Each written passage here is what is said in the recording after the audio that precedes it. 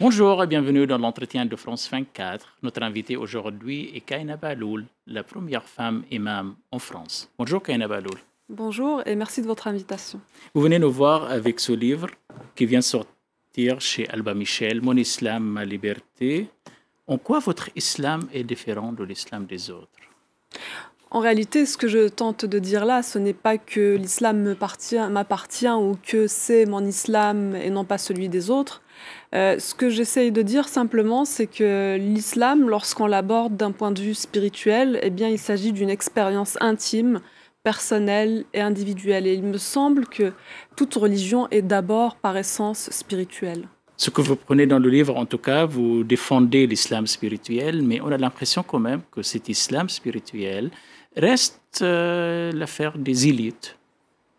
Je ne crois pas que ça reste l'affaire des élites. Je pense au contraire que l'islam traditionnel a toujours été, depuis des siècles, depuis le IIIe siècle de l'Hégire d'ailleurs, a été le soufisme s'est développé depuis les premiers débuts de l'islam. Et le soufisme, en fait, a accompagné l'évolution de l'islam à travers tous les siècles. Malheureusement, ce qui s'est passé ces dernières années, c'est que l'intégrisme islamiste a disqualifié cet islam spirituel et on en est arrivé au point où on a oublié que l'islam est d'abord spirituel. Et comment le rendre plus accessible, en quelque sorte?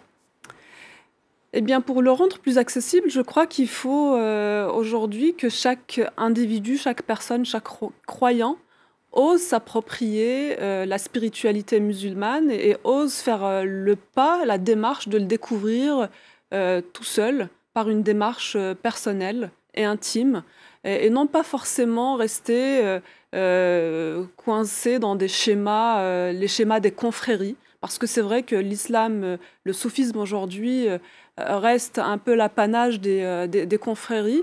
Or, il s'agit vraiment d'une spiritualité, d'une philosophie que chacun peut vivre dans sa vie personnelle de tous les jours. Vous avancez dans le livre des pistes de réflexion sur la réforme nécessaire du discours sur l'islam, que ce soit en France ou partout dans le monde. Par où commencer Et par où commencer? Je pense qu'il faut commencer en Europe notamment, je parle de l'Occident, par la découverte ou la redécouverte des penseurs éclairés de l'islam. Il y en a eu à toutes les époques, que ce soit dans la littérature ou la pensée classique, ou alors parmi les penseurs réformistes contemporains. Vous citez notamment Nasr Hamed Abou Zaid ou Exactement. Mohamed Arkoun qui Bien sûr. ont défendu une nouvelle lecture de textes coraniques. Tout à fait. Ce qui est regrettable, c'est que beaucoup d'entre eux ont enseigné dans des universités occidentales, comme Nasr Hamed Abou Zaid, par exemple, ou Mohamed Arkoun, qui a enseigné à la Sorbonne, à Paris. Ou alors, il y a eu aussi, par exemple, Tahar Haddad, qui était un grand féministe qui a défendu un féministe tunisien qui a défendu les droits de la femme en Tunisie. Tous ces penseurs-là mériteraient d'être mieux connus, étudiés, notamment en sciences humaines et sociales, pour que les jeunes générations aujourd'hui puissent voir qu'il y a une autre façon d'interpréter les textes et de vivre leur religion. Mais justement, sur la question de l'interprétation de textes, si chacun a sa propre lecture, on ne tombe pas dans le piège aussi d'avoir des lectures de textes qui va dans un sens différent du sens que vous défendez dans ce livre, qui est l'amour, la tolérance. Bien écoutez, je crois que déjà nous avons une base qui sont les textes fondateurs. D'abord le Coran, le texte coranique, et puis après il y a la Sunna, même si la Sunna, il faut la prendre avec toute la prudence qu'il faut, parce que on sait très bien qu'à l'époque où ce corpus est apparu, c'est-à-dire au IIe siècle de l'Hégire, 2 siècles après la mort du prophète, il y a eu ce qu'on appelle en fait la forgerie, où on a forgé beaucoup de ces traditions prophétiques. Donc il faut être très prudent, et justement ce qu'il faut faire aujourd'hui, c'est vraiment utiliser tous les outils que nous avons dans les sciences humaines et sociales, que ce soit en philologie, que ce soit en linguistique, en anthropologie, en sociologie, pour pouvoir étudier vraiment ces textes-là, et puis les remettre aussi dans leur contexte historique. Et souvent le Coran, ce qui s'est passé malheureusement, c'est que l'interprétation du texte coranique, en réalité, on est resté enfermé et prisonnier de lectures qui datent du Moyen-Âge. Ces fuqaha du Moyen-Âge, en fait, ils ont fait l'effort eux-mêmes de lire, d'interpréter ces textes avec leurs propres lunettes. Faut dire les ulama, ce qu'on appelle les C'est ça, les ulémas. Ces ulémas, en fait, ont fait l'effort d'interprétation et de lecture à travers leur propre prisme et les lunettes de leur époque, si j'ose dire. Mais à nous aussi incombe la responsabilité aujourd'hui de faire ce même travail, mais avec nos Qui doit défis faire ce d'aujourd'hui. travail? Eh bien, toutes les personnes qui se sentent concernées, que ce soit les islamologues, les imams, les théologiens, les chercheurs en islamologie, sur la relecture de ces textes. Est-ce qu'il y a un blocage aujourd'hui sur une nouvelle lecture de texte?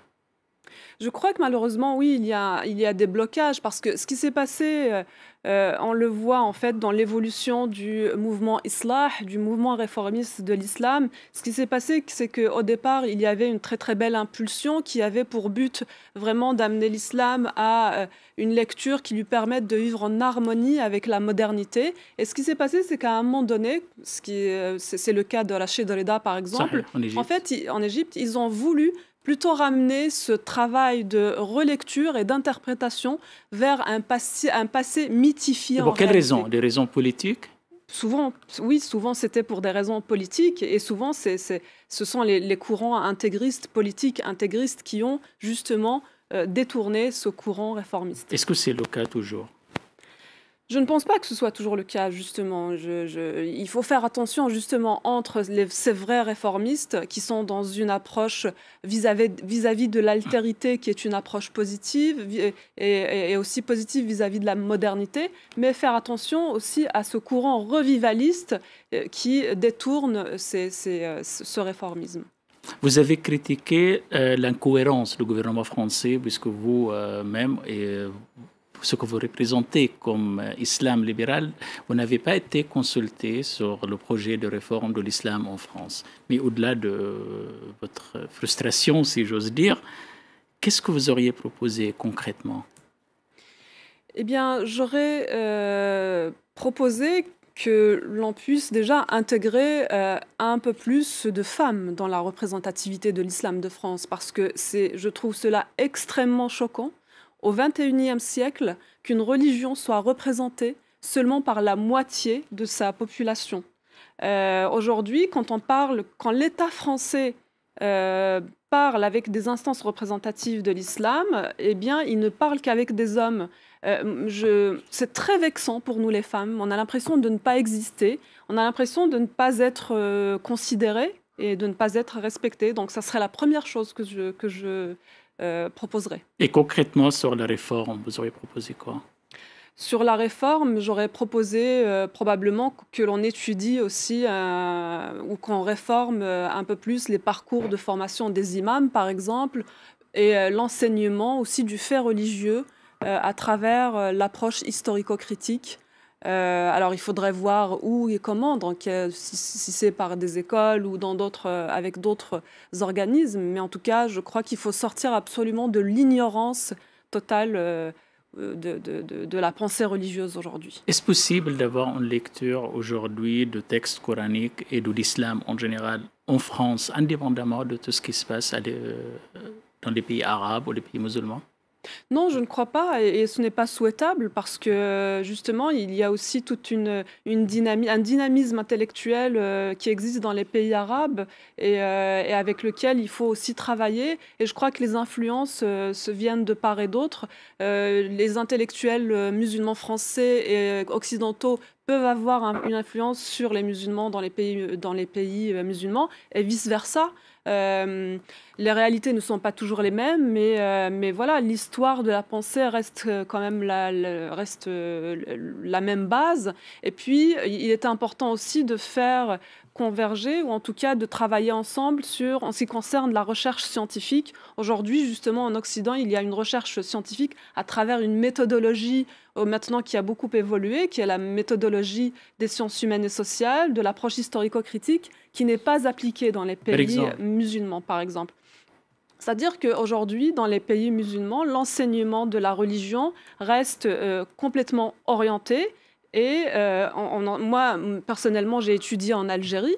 Et dans les pays musulmans, on va vous enseigner juste ce que dit l'orthodoxie sunnite, donc l'ash'arisme, et puis on va vous enseigner aussi ce que dit l'école malikite.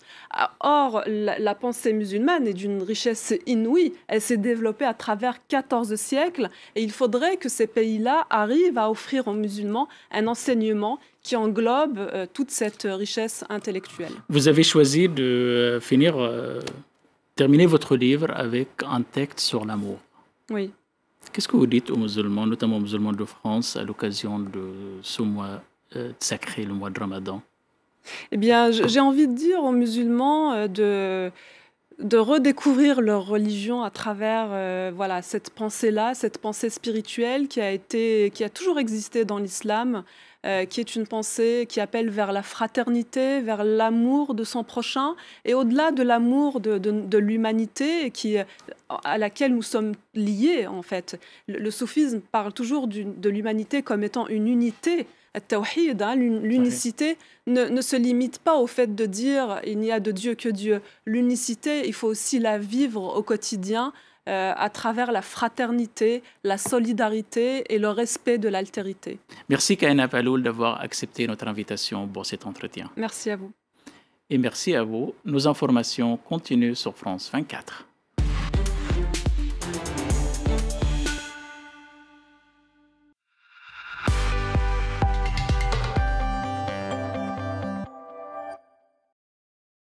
Les chiens ne savent pas lire, mais ils savent ce qui est bon. Et c'est Edgar et Cooper. De l'agneau frais, des légumes sains et des fruits savoureux. Retrouvez-nous en magasin ou sur edgarcooper.com.